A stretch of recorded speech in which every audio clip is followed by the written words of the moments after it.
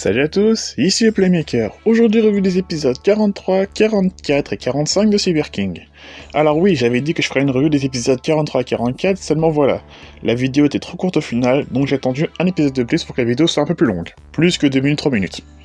Avant de poursuivre, je vais déjà vous informer que les épisodes 44 et 45 ont fuité. Voilà, je ne sais pas comment, mais le 44 a fuité la veille de sa diffusion officielle, et le 45 a fuité 5 jours avant. Autant des fuites sur les futures topies à venir, c'est tristement normal entre guillemets, mais l'épisode là c'est carrément un autre niveau, parce qu'il est censé être protégé et voire privé sur la chaîne du Korokoro Comics, et encore je suis même pas sûr, mais c'est pas quelque chose qu'on peut avoir comme ça en un claquement de doigts.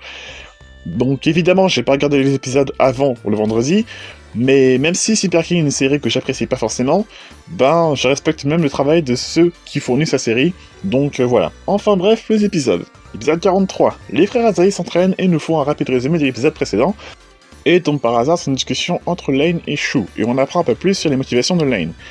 Même s'il refuse de l'admettre, c'est qu'il lui donne un petit côté tsundere, à vie personnelle, mais il a peut-être déjà trouvé ce qu'il cherche à travers les flair des Asahi.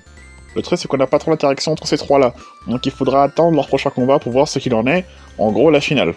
Pour le reste de l'épisode, on a la victoire de Vaterantaro face à Free et Cisco, grâce à un nouveau move, le Synchro Lightning. On a aussi la victoire une fois de plus de Shu et Lane face à Blue et Drum, avec un enchaînement assez sympa, Spriggan qui tape Lucifer pour activer son limit break, bien pensé.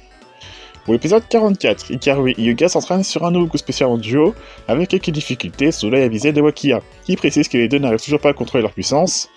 Ouais, donc, ok, donc ils contrôlent pas leur puissance, à 8 épisodes de la fin. Ils contrôlent toujours pas leur toupie qu'ils ont depuis maintenant 10 épisodes, voire plus, même si on nous a déjà montré quelques épisodes qu'ils arrivent enfin à maîtriser leur flair. Toujours aussi cohérent bordel, surtout quand leurs potes disent que ce sont de vraies têtes de mules. Wakiya décide donc de les amener chez lui pour un entraînement spécial. Il y a une scène de type Shokugeki no Sama Echo Plus, que je vais zapper parce que concrètement on s'en fout. Le petit groupe est rejoint par Aga et Ranjiro, qui ont été invités, et... Drum, qui passait par là, qui a vu Aga et Ranjiro rentrer, qui les a suivis, qui s'est perdu. Voilà. Donc Wakiya monte sa nouvelle toupie et essaie de faire du combat en 2 contre 2. Lui et Drum contre Aga et Ranjiro. Et là on a droit à un petit combo de n'importe quoi. Déjà Wakiya précise que sa toupie est l'une des meilleures de type défense, et que fait Aga, il joue Achilles en mode attaque. Vous remarquerez d'ailleurs que depuis le début du tournoi, Achilles est toujours en mode sword. Comme Fafnir qui a un mode anti-rotation gauche, et qui s'en sert pas. C'est complètement stupide.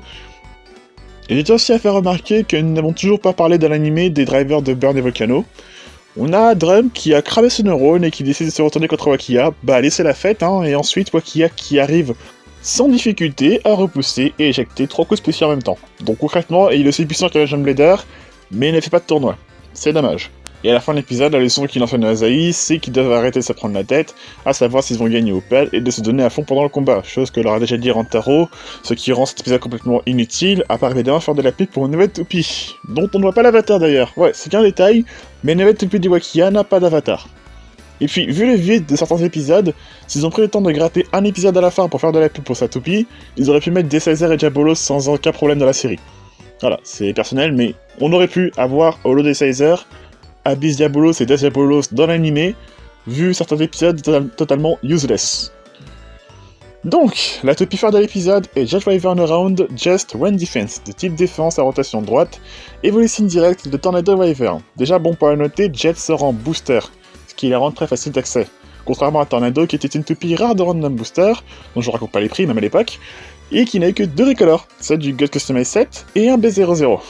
Son driver Just est un tout nouveau driver avec une pointe fine, muni d'un pourtour lisse en rotation libre. Alors j'ai pas encore la toupie en main, je verrai ça plus tard.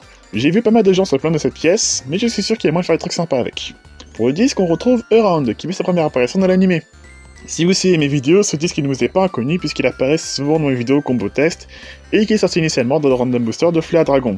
Un disque épais muni de 4 billes placées à ses 4 pôles, pour une meilleure répartition des masses pour l'endurance, plus ces billes bougent librement afin de minimiser la friction avec le sol du stadium en fin de rotation. Et enfin Jet. Comme pour toutes les Wyverns sauf la première, on retrouve les Williams défensives, oui parce que W1 en a 7, pas 8. Mais le gimmick est assez unique. En effet, elle tourne en rotation libre, mais que dans un sens, vers la gauche précisément, pour repousser les attaques des toupies qui tournent à droite. En parallèle de ça, Jet va se bloquer à droite pour suivre la rotation de la toupie, et ainsi absorber la rotation des toupies adverses qui tournent vers la gauche. C'est littéralement la version miroir du gimmick de Ratchet, le disque de Wizard Fafnir, avec un petit bonus, les lains sont munis de caoutchouc. Et enfin, épisode 45, on enchaîne les 3 combats du 4ème tour en un seul épisode. Le premier combat est Shu Lane contre Cisco Free, et si vous vouliez voir un combat épique entre Free et Shu, et ou la revanche entre Free et Lane, qui est la raison pour laquelle il a créé Mirage à finir, je précise, dans ce combat n'a fait ni l'un ni l'autre. On a même droit à une éjection un peu nulle, et une réutilisation d'animation, mais ça encore, c'est pas ce qui m'a dérangé le plus. Et encore, la réutilisation d'animation, j'ai pas remarqué, c'est en voyant la vidéo de Zanki à ce sujet qui a fait remarquer ces détails, mais c'est pas grave. Même Freddy qui n'a pas pu avoir sa revanche, bon c'est un peu dommage pour lui, mais pas grave.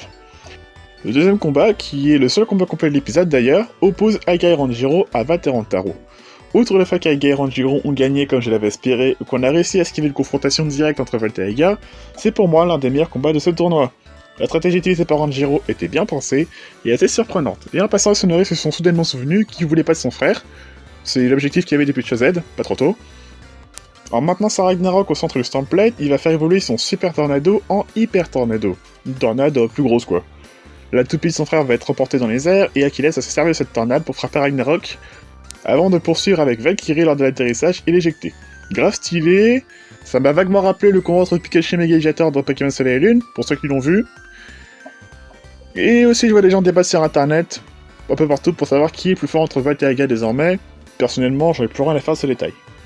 Et enfin vers le dernier combat remporté par les Asahi avec un Tonemoku spécial, le Twin Limit Break. En gros c'est le Twin Strike, et au moment ils activent leur Limit Break en même temps, du coup ça dégage l'adversaire, et vu l'impact du machin, forcément oui ça explose.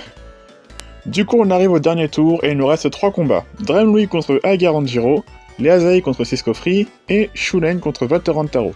Je vois 2 possibilités pour la suite. Je peux me tromper, ce sont que les théories.